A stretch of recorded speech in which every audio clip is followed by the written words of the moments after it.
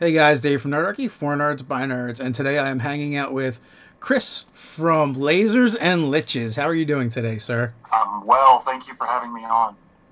It's my pleasure. When I forget who mentioned this, it might have even came up in one of our live chats, like you're on right now, and someone's like, "Hey, have you seen Lasers and Liches yet?" And I was like, "No," and then I immediately Googled it, and oh, you know what? We were actually doing a Q&A for our Saver Dice live stream game, and Really? someone had asked about it in the chat, and like I'm googling it while I'm on there. I was like, oh my god, this looks so amazing, and I think I That's reached where a out to lot of you. people find out. Like, hey, what's this? You heard of this? No. Oh God.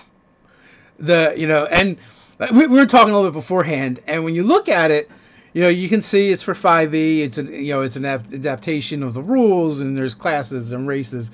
But even like we were talking before, I still didn't know what it was though. Like, what is the play style? And because it looks like it can encompass so much. And and we've been talking about that, so I guess like if you want to give people like the 5 minute elevator pitch on lasers and liches. Okay. So Lasers and Liches is, I guess, for the sake of clarity, Lasers and Liches is the company that owns the Retroverse, which is the actual name of the product thing that we're releasing. So as like they have like Dungeons and Dragons has the player's handbook, we have Lasers and Liches has the player's mix, that sort of thing. So setting is Retroverse, Lasers and Liches is the company, and then we've got some couple books underneath that. But as far as what it is basically we're taking the books and the movies and the culture and like like clothing styles, music, video games from anywhere from like the 70s to the early 2000s, and we're just taking all the inspiration we can from that sort of aesthetic and that sort of just mentality and just smashing it together. So your sort of early hopeful futuristic sort of novels to your maybe a little bit more dystopian ones as we get closer to the 2000s, and all of just like the crazy video games. I mean, like the first thing that we're releasing is got just it's based off of the old Atari adventure game, and that's like sort of the basic plot of part of it. There's three castles and crazy stuff happens. But we're just taking all that, we're smashing it together with an amazing art style, which I hope people have seen.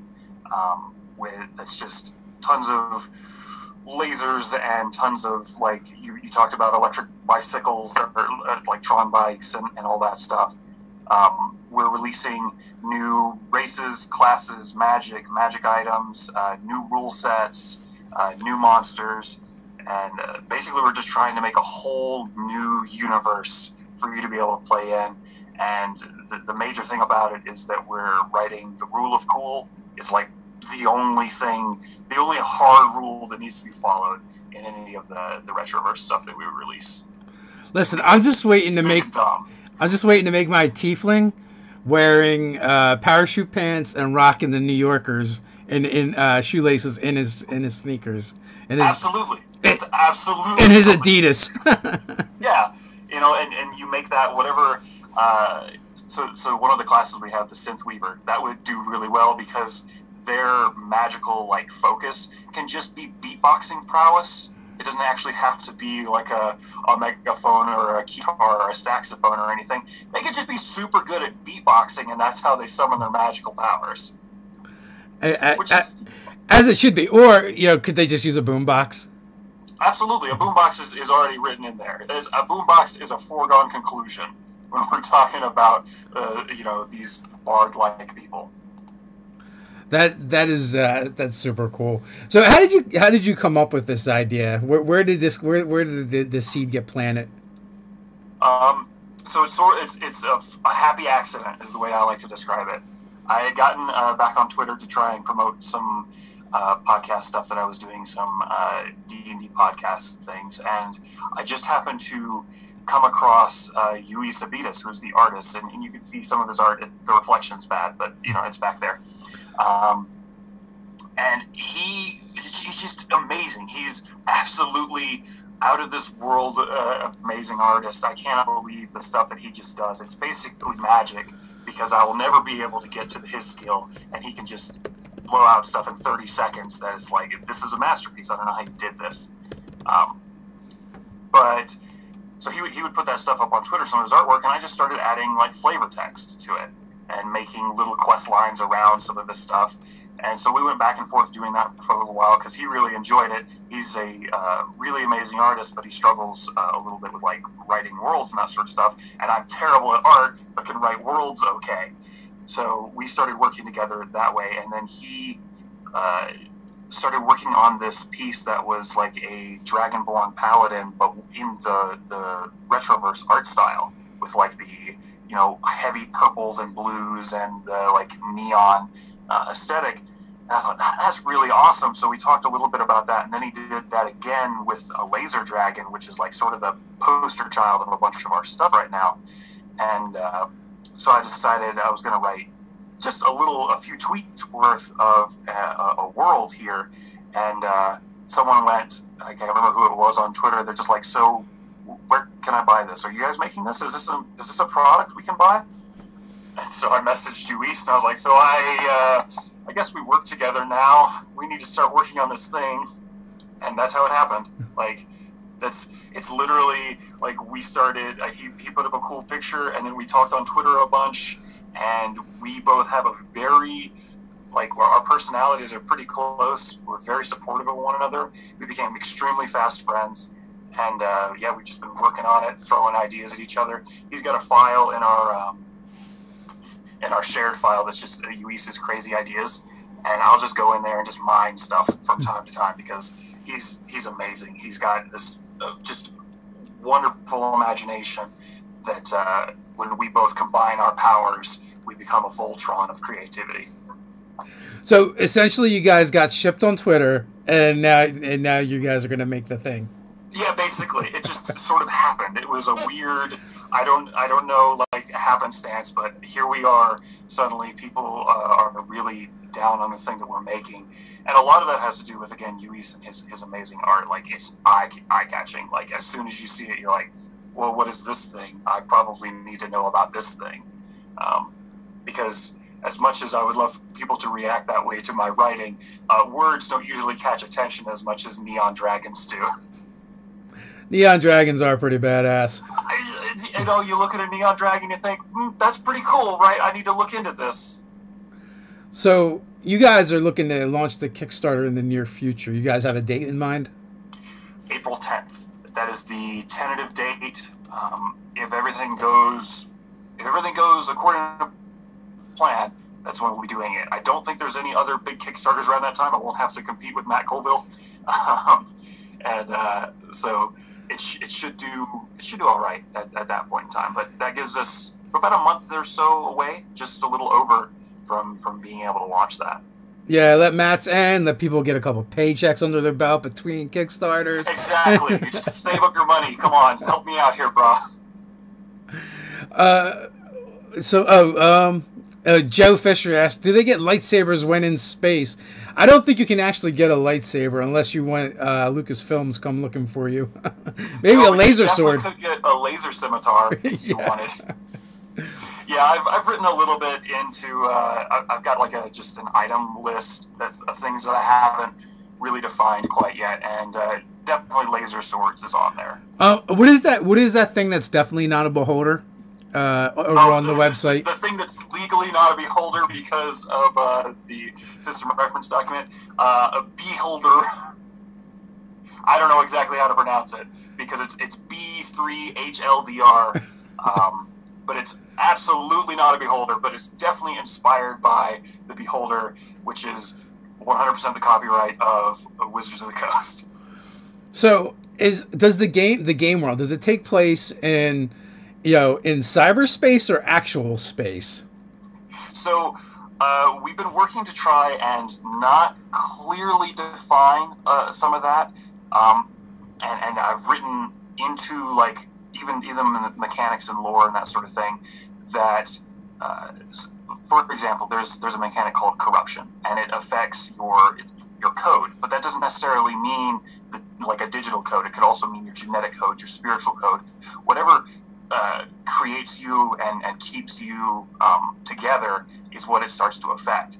And so I didn't want to make it to where it's like it's all like Sword Art Online or all completely like Digimon or something like that. Like there are digital aspects to this world for sure, but there are also a lot of physical aspects, and it's sort of a mesh. I like to imagine it sort of Final Fantasy-esque. Like there's high magic, there's monsters, there's technology, there's lasers, and it's all sort of it just fits together in this world. This world just does exist.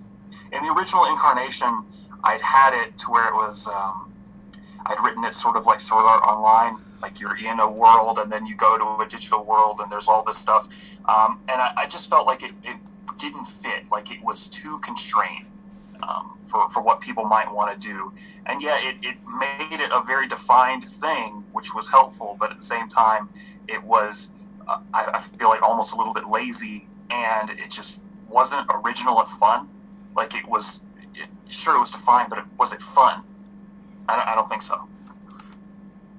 Well, it just becomes like another one of the planes, kind of, when you think about it. When if in D&D terms, Cardboard Fortress, which is, I was showing you their game Laser Riders earlier, asked the question. Awesome. Asked the question: is there light cycle racing?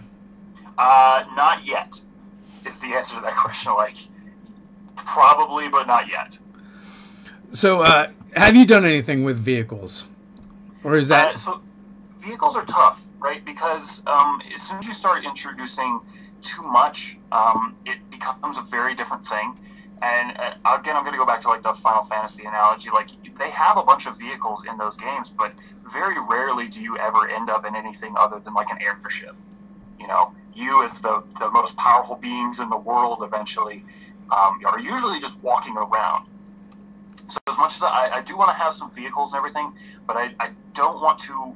I don't want to get to the point where their importance is overplayed, because then we end up in a situation where people are just riding around and just like getting in monster trucks and destroying villages. And as much fun as that would be, I don't want the GMs to always have to deal with that. But we haven't made a ton in the vehicle section yet, but I've got some cool ideas on how to keep it balanced without just letting things go a little bit too wild. It's also like space travel is something that comes up a little bit in this, and I'm not necessarily against space travel, but we've already got a whole world to explore. So I'm going to focus on that for a little bit, and then maybe as we release expansions and stuff like that, we can focus on more like getting out there and doing the Starfinder-like thing. So when people that back the Kickstarter and they get it, what can they expect to see coming their way? So we'll have a couple different tiers, and one of the lowest tiers is just being in the tests of the Retroverse, and what that will entail will be it'll come out in several different waves, and in the first wave we'll release a couple different classes, some new races, new magic. It's probably going to be like about 100 pages worth of PDF, because it will also include a full like quest line, and it'll include the first part of that, which I've tested it a few times, and it looks to be about 3 to 4 sessions long. It's not something that you can just like do in a night. You may be able to, but I don't think you'll be able to. And then in a few months after that, we'll release the second wave of the tests, which more races, more monsters, and then another section of the story. So you're getting like a full campaign just by backing us at like a pretty low tier and helping us test out. And I'm pretty sure that test is just going to be like a Kickstarter exclusive thing. I'm not sure I'll ever re-release it after that. So it's designed just for people to play around with and have some fun. Beyond that, we want to release 2 separate books, the Game Master's Beats and the Player's Mix. And the Player's Mix is essentially like a Player's Handbook analog, and then the Game Master's Beats is sort of like the Player's Mix is like the Player's Handbook, and then the Game Master's Beats is like the Game Master's Handbook with the monster manual type thing just thrown in there, and a quest on top of that. So we're going to make another full quest line with our own universe to help establish like what we think the Retroverse is. But we again don't want to step on other creators and really want them to be able to define what they think the Retroverse is as well. Because it's such a wide area that hasn't really been mined, it's not something I want to tell you, this is what the Retroverse is. Don't get outside of it. Anyway, so we want to release those 2 books alongside of one another, and those will be like a normal average like backing tier for that sort of thing. Up higher on the scale, we've got things like art books and posters, and we don't want to go too crazy and get like T-shirts and puzzles and all this other crazy stuff, because then that just starts muddying everything that we have to do, and we already have a lot of work to do to make sure that this works regardless. So basically, we're just trying to do the books, the test, and then a little bit extra on top of that. So Billy Badace has a question, and actually there's a couple, but we'll start with what's your favorite new class? And I guess if you want to just go down like the kind of the rundown of the classes and races you have planned already. Okay, yeah. So we have 6 that we've like pretty much fully designed. They need a little bit of tweaking, and that's part of the tests that we'll be doing. But we have the Hollow Knight, which basically they create holographic constructs of armor, weapons, that sort of thing, and use illusion magic. So they're very like versatile class, very fighter-esque. We've got the Synth Weaver, which has got like sort of the backbone of the bards, so they can still do things like bardic inspiration, but that they split off dramatically from there, and they're very much about like literally skating around the battlefield and using really heavy magic and some music to inspire, or beatboxing to inspire their people. There is the Code Warlock, which I like to imagine is sort of like Neo and Goku had a baby. And that's the class. Then there is, there's the Glitch Hunter, which is very much like a bounty hunter class, and they can shoot spells out of their gun, which is fun. But they're also designed very much around like hunting, tracking, sort of ranger-esque, but not so like wildernessy, more urban environments and more tracking down specific targets. Glitch Hunter, the Gore Ranger, which is basically a Power Ranger, but Power Rangers is a registered trademark, so it is not a Power Ranger, but it's sort of like a Power Ranger. They've got a robotic animal companion that can transform into a 10-foot tall robot that they can get inside of and punch people with. Which is if I had to choose a class, maybe it. That may be the one where like, I really like that. I really like the Hollow Knight, but the Gore Ranger, ooh, buddy, being able to be in a 10-foot tall robot, that sounds pretty cool. And then the last one that we have pretty much done is the Defragger, which is a Paladin-esque class, except they're built more to be very tanky,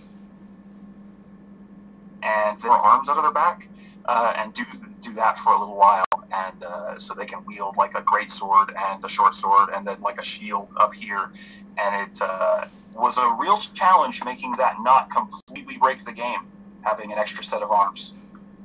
So those are the major 6. We've got a few others that we're working on, like the Adhered, which is like a druid, except he can mix and match animals, so he can combine them in weird ways when he turns into them.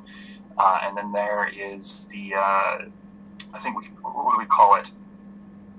Oh, I can't remember the Techno Viking, which is sort of like if you took Avatar and a Barbarian and then mixed them together, so they can summon different powers from different forces and augment themselves in that way. But those two are sort of like stretch goals because they're not done yet. So there's a bunch of questions that are coming in. A couple really important ones, I think. How compatible with 5th edition Dungeons and Dragons will this be, or is it basically a new game built off of that rule set?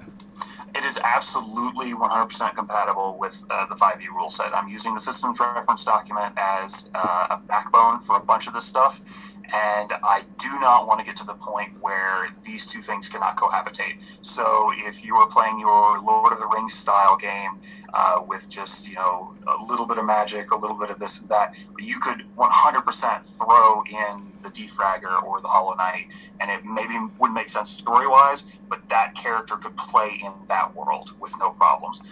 On the other flip side of that, if you wanted to just play a normal cleric, because we've offered some new gods and that sort of thing in this world as well, you could totally take a cleric and put it in the Retroverse, and it would make 100% sense, and it would work.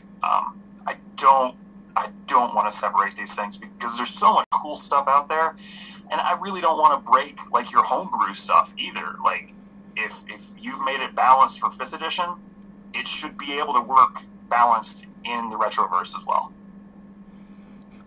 Der Vikingtron says laser hobbits, and I think that is pretty funny. The concept of laser hobbits.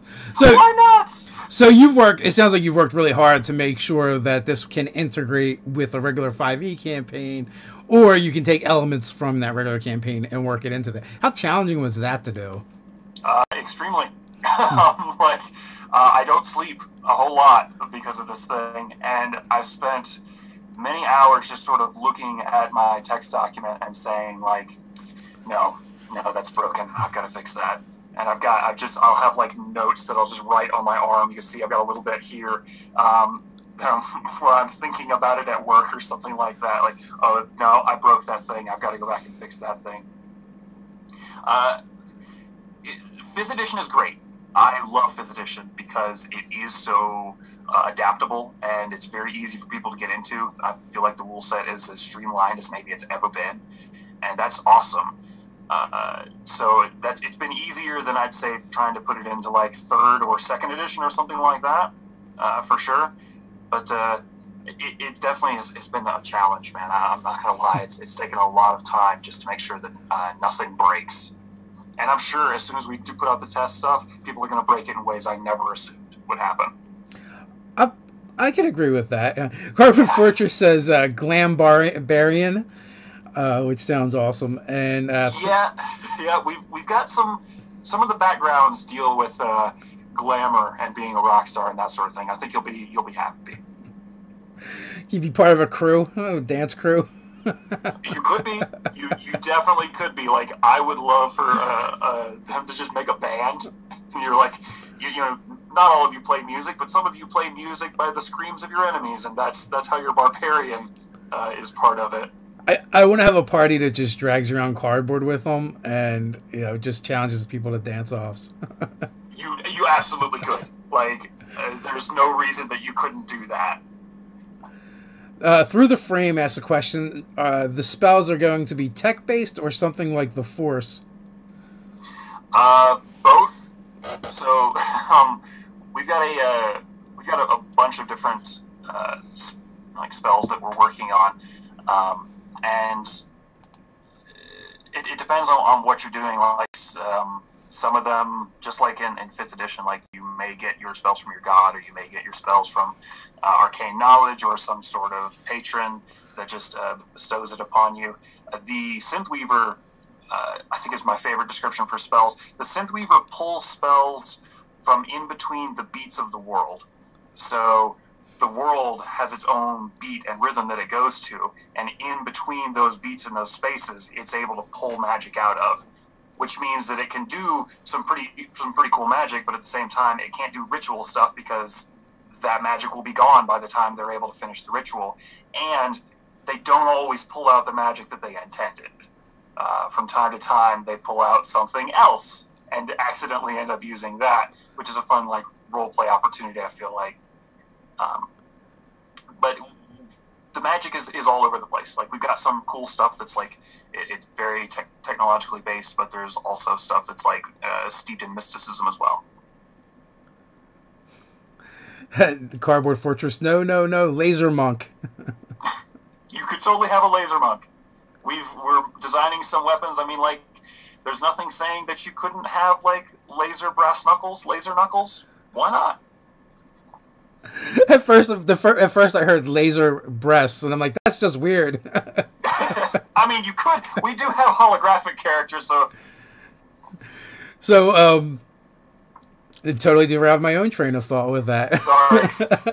That's quite over. Oh, you know what? The I see the Keytar appearing in some of the imagery, probably from the Weaver. So is that? Synth Weezer is one of the extra bands that they have in there. Yeah. They sing a lot of songs about not liking their dad. So is that based on? Is that going to be based on tech or magic? Like That's just another one of those things where it's like, you know, your bard can have a lute or a flute or any other things that rhyme with that as a musical instrument. In the Retroverse, you can have you can have a saxophone, you can have a guitar, you can have a boombox, you can summon your magic with beatboxing skills. Like, that's just one of those things that class can do a lot of that stuff. And I'm sure like the Techno Viking could wield a saxophone, though I don't know if they'd be able to use it properly. I feel like they'd probably just use it like a club, which would be fun in its own way. So how much thought have you like? So I get the impression like you see like this cool art, and then you start kind of making up stories around it and putting mechanics to it. But when it comes to actual world building, where are you guys at with that with the Retroverse? Because there is a lot of elements of play, and that to me seems like a lot of fun and a nightmare at the same time. You are 100% correct. Absolutely, it's a fun, terrible thing that I've put upon myself. So what we're building right now. I've got basic outlines for some of like the overworld big stuff that we want to do, but story-wise, we've really been focusing on what we're releasing in those different test waves, and in that we want to like expose you to a bunch of the new stuff that the Retroverse is, and give you the ability to really get a good sense of like what is the Retroverse and what can I do in here. What are the new mechanics? What are some of the fun things that I can expect? What are some of the new monsters and classes? To that end, we've built an area that sort of serves as like a challenge, and it's a place that appears at any point in time, and this is another one of those, like, let's try to design it around other people's worlds so that they can easily implement it. And so this place called Warren's Grove just appears depending on the plane that you're on, and it's considered a great challenge to be able to go to. Or maybe you're going there for loot, or maybe you're going there to grow stronger. Like, people don't survive going to this place, but that doesn't stop people from going to it anyway. And in that place, we've got 3 different, basically, like, settings that they can go to. And the first setting, I've talked about it a little bit, is, so imagine, like, Chuck E. Cheese's, except it's all weird and religious and run down and covered in pizza monsters. That's sort of what we're going for. You know, the Teenage Mutant Ninja Turtles don't make an appearance in that one, but maybe next time. The Mighty Hob. How do you fit transforming giant robots into the 5e mechanics? With a lot of finesse and a lot of hours spent looking at a text document. It's not that much stronger, or I shouldn't say that. It is significantly stronger when you're inside of it, but it's set on sort of a time limit that will expand as you grow your character. But it's not, like, mechanically, it's not that much different from, say, going into, like, a rage, or from having some magical effects put on you that limit damage or double damage or that sort of thing. So the great thing about 5e is its malleability. Like, it can stretch and grow, and so it was hard to get it to work, but I feel like what we have here doesn't completely break everything else, and it offers a significant benefit while you're inside of it. But just like everything else, it's sort of you can only use it a little bit before you can't use it again for a while. To me, it would like, just my guess would be comparable to probably like Wild Shape. Yeah, sort of. You know, you can change, and you could do this thing, and you're significantly more powerful for a while, but then it wears off, and then you can't do it until you finish a short or long rest. I can't remember exactly how I defined it. I've got a couple hundred pages now written, and I can't remember every single thing that I put in there. I know one of the challenging things we found when playing just like a modern D&D modern, when they had released some Unearthed Arcana on it, was for like the Warlock in the group could do Warlock stuff, or he could just shoot an AK-47 or throw grenades, and it was like kind of more beneficial to throw grenades and shoot the AK-47. Yeah. That's definitely something that we have to work around for like the items and stuff like that. Like it needs to augment your character, not replace their abilities. That doesn't mean that you couldn't have something that's like very special, but a lot of the stuff that I try to design is not unlimited use, or it's restricted either by like I guess like a cooldown, like you have to take a rest, or it's only got a limited number of uses anyway. So that way you're not just always in a giant hulking robot with two big AK-47s and a saber on your back. You know, it works out.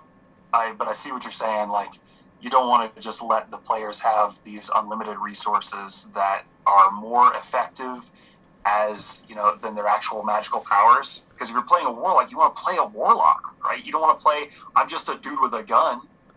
It starts redefining your character. Lady Snow asked the question, can we do Voltron? So I've got some ideas. Nothing's quite defined yet, but one of the things that I want to do once this is all sort of set and the Kickstarter's funded and we've actually maybe already released the books, part of the Kickstarter is just making sure that Lasers and Liches as a company exists, and that it exists along things like Green Ronin and Kobold Press. And that's what our ultimate goal is to make something that people can enjoy, and maybe I could even hire some people and we could make something out of this together. But one of the first things I want to work on after that is an all Goringer campaign where it's like 5 of you working together to stop some giant evil, and there's giant monsters that come down, and you combine your forces, and it's not even in the planning stages at this point, but it's definitely one of the things that I want to work on. So, Cardboard Fortress is a question too. Are visual distortions?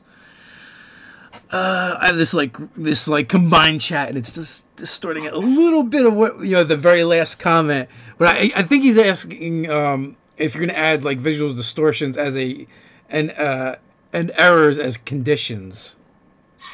So we have that corruption thing that I talked about, which is essentially, if you imagine sort of wild magic, except permanent. And that does affect your character, not just visually, but mechanically. If you're attacked by a corrupted creature and you fail enough of these saving throws, you'll gain a level of corruption. Sometimes it's beneficial, like it might actually add +1 to your AC. It's sort of a random thing, but it's more than likely going to reduce your total hit points by 10, and that's going to suck. But it's not complete yet, but we've got a table of like 100 different effects, and some of them are role-playing effects, some of them are mechanical effects. But yeah, we're adding that in. And as far as like visual stuff goes, one of the other cool mechanics that we've added in is, I don't know if you or any of the viewers play Pokemon, but I'm a big fan of Pokemon. I'm wearing a Pokemon shirt, in fact. One of the things they have in there is they have shiny variations on their Pokemon, which is just like a palette swap. It doesn't change anything. But I thought that's a cool idea. I'd like to somehow implement that. And so we have, and it's literally just like color variations on your monster. So you come across a group of goblins, right? And you fought goblins 10,000 times. Who cares? There are a couple of goblins. This is sort of boring encounter. Except one of them's purple, one of them's green, and one of them's blue. Well, what does that mean? And so, like, the purple one considers itself to like be royalty. The green one somehow is healing itself, and the blue one is smarter and kinder than the rest of them. And so, suddenly, with very little effort, we've designed this so that a GM can just look at this and quickly change any monster in the monster manual, just like that. You've changed how that encounter goes with almost no effort. And we've got, I think, like 14 different variations. And like aesthetically, it's sort of like a palette swap. But as far as like combat and roleplay goes, it actually can change things dramatically. If you come across like a yellow aboleth, What does that mean? Well, that aboleth's actually running away from you. Aboleths don't normally do that. Why is that happening? So that's a fun thing we've added. It just sounds like fun. The whole thing sounds like a ton of fun. Through frames, any new races in mind? Oh, a bunch. Oh, just so many. So in the first test wave, we'll definitely be releasing 2 of the races that we've worked on, the Wonari and the Sarans, which the Wonari are basically anthropomorphic wolf people that can shoot lasers out of their eyes, and the Sarans are anthropomorphic Triceratops people. And we've got sub-races based on exactly how they were raised and that sort of thing. And we've got lore as to how they act. So, like, the Wonari have extremely short lifespans, like shorter than humans. And so you take that, like, drive to accomplish something within your life and you just ratchet that thing up as far as it'll go. And so if you're only going to live 60 years at best as a Wonari, so they're just move. They're not playing around. They don't have time to flirt with the wenches at the bar.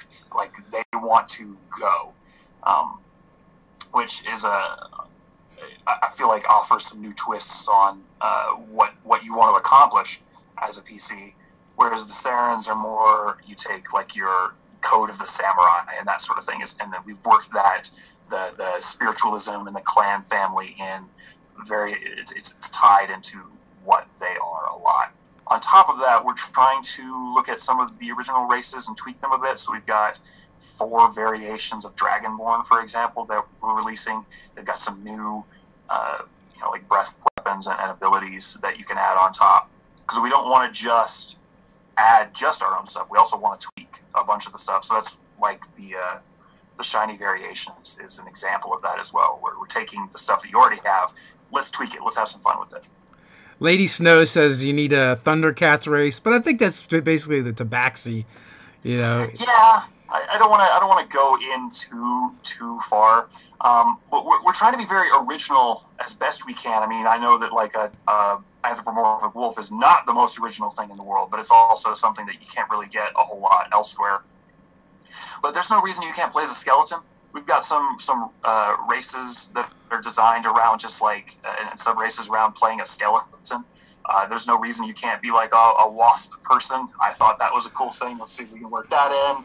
I've got a whole big list. Trogs is something that you can actually see that on the Player's Mix cover.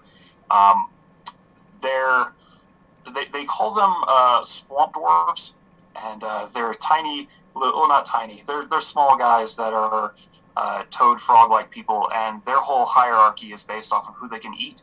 So if you want to be the king, well, you just have to eat the king. Makes sense.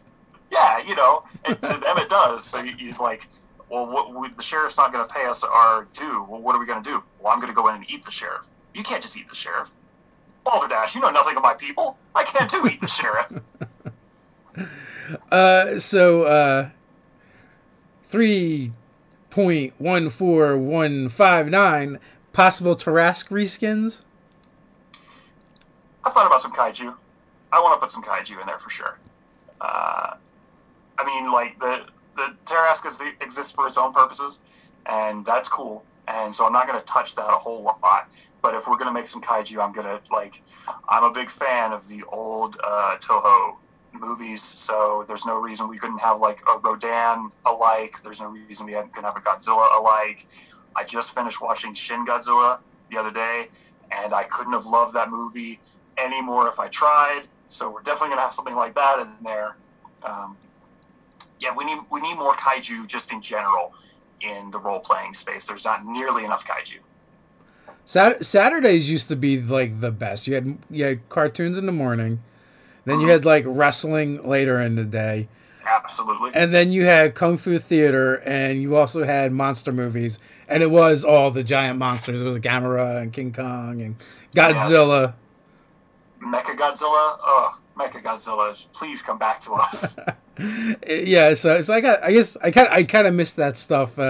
Although they're terrible to watch if you go back and watch them as far compared to what we have for movies nowadays. But they have their high points, and they definitely have some cool stuff in there. And we've been mining that for the Retroverse. So maybe the best way I could describe the Retroverse is it's Saturday. Remember Saturday? That's the Retroverse. That's a good way to sum it up. So Yeah. Brian Smith, Gremlins, question some kind of little creeps that get into spaceships mechanics and wreck stuff. Yeah, but only if you feed them after midnight. Exactly. Any of those type of dudes.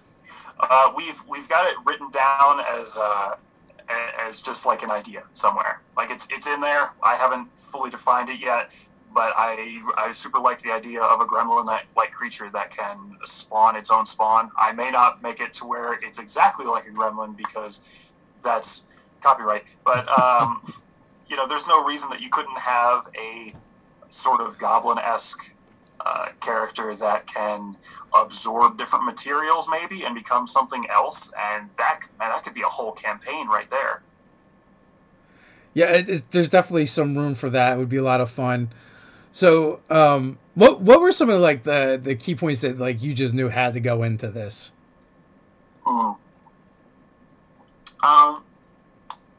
The biggest thing I knew that it had to be was just fun, and that's what I've been focusing on the most. It's like all the stuff that I enjoy and I enjoyed as a kid, and just everything that I used to really love. Saturday, I've been throwing in as best I can, but I also know that like there's a lot of stuff I missed.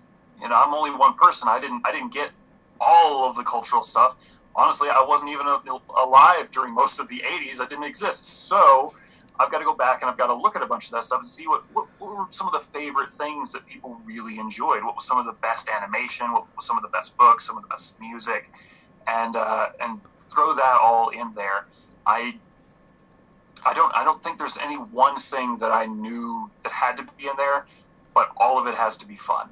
Like when I'm writing something down, I'm like, is this going to be a fun thing to do? Because if not, I'm just going to delete it. I'm not going to like challenge is one thing, but it's got to be fun too.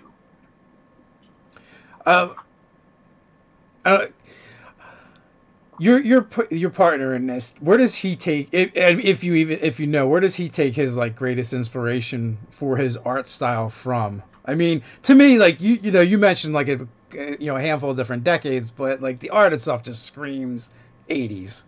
Oh yeah, it's absolutely taking inspiration from a bunch of the 80s, and we've got a file that we share that's just called inspiration, and he's got tons of stuff in there, a bunch of like album covers I've noticed are a big thing that he takes inspiration from, and also like some book covers, and there's a lot of crazy good art that came out around that time, and not all of it necessarily has like lasers and bright colors. Some of it was a little bit more muted, and even then, that's really enjoyable. We were looking at the cover to the Journey track in which they released the final countdown, and it's got like these mirrors coming off of the Earth, and it's not. I mean, it's crazy, right? But it's a little bit weird. But there's no lasers or anything like that. But it's still super inspirational in its own way. And so we're definitely going to be using that as maybe even a book cover where we're going to draw a bunch of inspiration off of that one. Where exactly he gets all of his inspiration, I can't say on some of the details, man, because if you look at some of his work, there's such intricate little parts here or there. I have no idea. I couldn't explain it if I tried. It's funny because they're like listing off in the chat all the different he's doing. In the chat, they're listing off all the different shows from like that era. Oh yeah, there was a lot of really good ones, man. There was some really great ones. I've been going back watching He-Man, and no, that's not a great show, but there's some really cool stuff in there. There is, and it taught us a lot about marketing and advertising as well. Yeah. Brian Smith, I'm playing a sci-fi game right now, and it's super fun, but how do you set narrative anchor when you go to multiple planets and there are limitless creatures?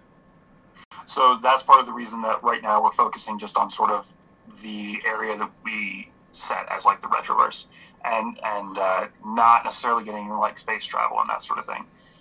Just like a Final Fantasy setting, like yes, space travel does exist, but it's not something people do very often. You could go to another planet, but until we establish a bunch of that extra stuff in like some modules afterwards, right now it's we're sort of sticking to this one area. Now, however, that does not mean that when your GM gets it, that they couldn't decide, that you do have space travel. Like, go for it. If you want to do that, go for it. But we're not necessarily. The Retroverse is not completely sci-fi. Like, it's steeped in sci-fi. It definitely has a bunch of sci-fi elements, but it is also very heavily tied to fantasy as well. And those two just are going hand in hand. Yeah, it definitely has more of a science fantasy feel to it than science fiction. Yeah, I love a good science fiction. I read science fiction novels all the time. I literally just finished Neuromancer for the first time and loved it. I loved everything about it. So we'll probably work some of those things in there too. Sweet. So what has been like some of the biggest challenges for combining all these things together and kind of making them work in a game that was designed to be a fantasy genre game? Not breaking it, and by that I mean like things like vehicles and space travel is a good example. Not introducing too many new elements at once, because then you run the risk of people combining them in ways that you could never imagine, and creating just totally broken characters, and then I'm trying to develop this with power gamers and with role players in mind, and knowing that power gamers are going to do everything they can to be a glass cannon and just to do the most damage as they can feasibly do. So I guess the greatest challenge is just trying to make sure that it's fun, not broken, and balanced. Because it's a lot of fun to be in a giant robot and punch through walls and be like this superhero. That's not really the game that we're making. If you want to do that, you can go play Mutants and Masterminds, right? We want to make something that's a little bit more grounded, even though it's not grounded at all. So how much gaming are you doing in the Retroverse yourself right nowadays? I've done a few tests within what we have, enough to be confident that what I have is workable and that people have actually enjoyed it. It is fun to play.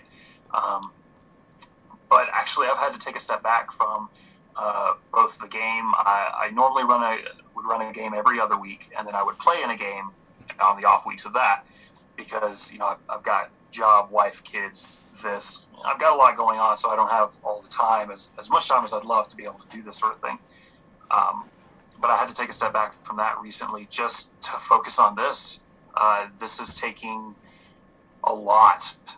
It's taking a lot of creative energy, and as much as I really enjoyed running just a normal D&D game and playing in some other games, I just don't have the time right now. And hopefully when this Kickstarter goes up, I'll be able to get back into it. But as of right now, I'm playing nothing, unfortunately. Well, I'm sure you're going to have tons of playtesting you're going to need to do. Oh, yeah. Yes, absolutely. And that's part of the reason we're releasing, just as soon as the Kickstarter is funded, we'll be releasing test stuff for people to play with. Because as much as I can test it, there's no way that I can test it in the way that it needs to be. And so I'm just going to start throwing that stuff out there. Have fun. Go crazy. Tell me how you broke it. So that I can sit here and maybe fix it, hopefully. So how long of a period are you guys planning on using for a playtest period? We're looking at anywhere from like 6 months to a year, because we got a lot of cool stuff to release, and we don't want to just throw it all out there at once, because then it's just a deluge. It's just too much. It's too much for people to play. It's too much for us to keep track of. It's too much for like the changes to happen, because it's just Luis and myself. It's literally just us doing this at this point. I've got a little bit of outside help with some editing and that sort of stuff, but for the most part, it's just us working on it. So that also allows us to spend a lot more time working on the full products, right? The 2 books, the Player's Mix and the Game Master's Beats, while keeping people happy with what we have. Like, so we'll be releasing new content every couple months, and it honestly depends on how successful the Kickstarter is, because if it's just funded, then we'll end up having about 6 to 8 classes, smaller story. We'll release it as it is. If it is a wild, crazy success, then suddenly everything gets expanded. We have more races, more classes, more rules. Like, I want to have it. My dream is to have at least like 10 new races and 12 new classes, and we're about halfway on that. Just before the Kickstarter, so it shouldn't be that hard to reach. But it just, again, it completely depends on how successful the Kickstarter is. So, Cardboard Fortress suggests to tell your artist to look up James White. He did the art for Brew Dragon and is a synthwave god, and also look up New Retro Wave and Outrun. Oh yeah, I listen to a lot of new retro wave stuff. As well as he said something. Oh, also read Paper Girls. Paper Girls. I'll keep it up here. Then, so there's a lot of questions coming in now about music and its influence. There's a ton. I basically, I go on YouTube and I'll just put in synth wave or best of 80s, best of 90s, and a lot of, or best of 70s. Like, the Retroverse has been written with a synthwave 80s, whatever, all that music as the background the entire time. I don't think I've spent more than maybe an hour or so writing that I haven't had that music just playing. So it's constantly there, and we take a lot of inspiration from just like even like titles of songs. So we've talked about one of the monsters is the Karma Chameleon, which is a real just dumb thing. I think it's so silly, but I came up with that name listening to that and thought, well, what would that actually be? And it's a monster that follows you around and feeds off of evil energy, and eventually starts growing in power to it's trying to become a duplicate of you. So it's something that hunts you down. You don't even know it's hunting you, and it's feeding off of your evil actions. So if you've got a character that's a little bit out of control in your game, this is a good tool for the GM to be like, okay, you keep doing all those evil things that you want while this thing grows in power and eventually tries to replace you. Also, I think would be a fun way to actually play after that if you're like, oh, I guess I'm this evil monster now. I kept all of my stats. I didn't lose anything, but there's been a definite change in my character. So the suggestion has been made by Cardboard Fortress. Just listen to Transformer cartoon movie soundtrack over and over again. Also, Cardboard Fortress says, if you need help, please feel free to contact Cardboard Fortress Games, and I can put you in touch with those guys if you want. And they've put out several successful tabletop games and run several successful Kickstarters. So okay, hit me up on Twitter. It's @Snicklesocks. Like, that's the easiest way for me to do all this, because there's sort of a deluge, honestly, of people talking to me about this stuff, which is great. It's awesome, but it's also just absolutely terrifying because I've never had anything sort of blow up like this before. I can imagine. I don't have to imagine. I know what it's like when you have a lot of people talking at you from a lot of different directions. And as always, guys, the links are in the description on YouTube. Right now, it is actually playing much better on Twitch, so a lot of people have moved over to Twitch to watch for whatever reason. But the information is saved on YouTube in the description, so you guys can grab the links there and follow along on social media. Check out the website. Do you guys have like a mailing list or something people can get on? I put it up on the website, and then it works, but all of the text has disappeared, and I don't know why. So it's just like this weird box that says sign up, and I need to go through and fix that. It's one of the 1,000 things on a list I have to go do now. Yes, we do. So on lasersandliches.com, because no one had ever thought of that name before, apparently, there is a little sign-up sheet on the main page at the bottom, and I'll try to get the text fixed today, hopefully, so people can get in on that. But yeah, we'll have a little mailing list on that, and I don't want to overload people with mail, so it's basically just like, hey, the Kickstarter's up. Hey, we're halfway funded. Hey, we're funded. Thanks. I'll tell you when the book comes out. Cardboard Fortress has a, I guess not a question, so it's a statement. You tell me there's a spell called Safety Dance that acts like Sanctuary, but you cannot attack while doing it. There's not that, but there is one called Guilty Feet that doesn't allow you to dance, and also takes away your dexterity or parts of it. Nice. Because you've just got no rhythm anymore. You're never going to dance again. Yeah. Also, I believe you guys have a Facebook page up in addition to your personal Twitters that you guys are using and the website. And again, Yeah. on YouTube, we got all the links over there so you guys can follow along. And I'm sure we're going to be watching to see how things go. And we're definitely curious about this one. We're going to want to. I think we're going to want to get involved. You guys are going to be running some stream games too, right? Yeah, so we just finished a contest for some people to be some of the first people to play test in the Retroverse. Now, we haven't announced the winners yet. I've been going through the entrance, and people broke it. So it's been fun to try and get all that together.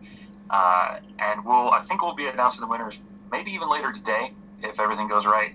And those people will be able to play in the Retroverse. Whether we stream that or not, I'm not totally sure. It depends on how the winners want to do it, because I don't want to make them uncomfortable.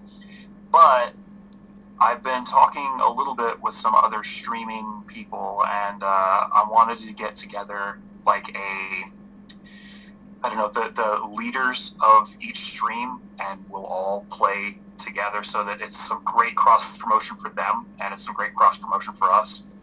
So, maybe we have you guys, and we have, like, Don't Stop Charisma, and we have, like, Don't Split the Party, and we have just a few, one person from each of these things, and we go through some of the Retroverse stuff that I've made, and I'll GM it, and we'll have some fun. I believe it was Jim Davis from WebDM. He was the one that had mentioned it, and because we were actually in the game with them, and I guess it was like at the end of the game, we were doing a Q&A, and he had mentioned it. And that's what prompted me to reach out. So Jim Davis is great. I love that guy. We all do. We could all just get a little piece of Jim Davis. I know, right? No, those guys are a ton of fun to hang out with and game with. So, we're coming up on the hour mark. So, what do you want to leave people with before we head on out? A big thanks, I guess, because this wouldn't exist without the support that it's gotten. If people weren't looking at the Retroverse, if they weren't sharing the Retroverse, if they weren't trying to talk to other people about it, if they hadn't said things like, I'm putting money in my computer, why don't I have the thing? It just wouldn't exist. We wouldn't have continued to work on it. It would have been a fun, like, little flash in the pan, and then people would have looked back and said, well, whatever happened to that thing? But because of support, I want to thank you, Dave, for bringing me on. Like, I really appreciate the opportunity to come on here.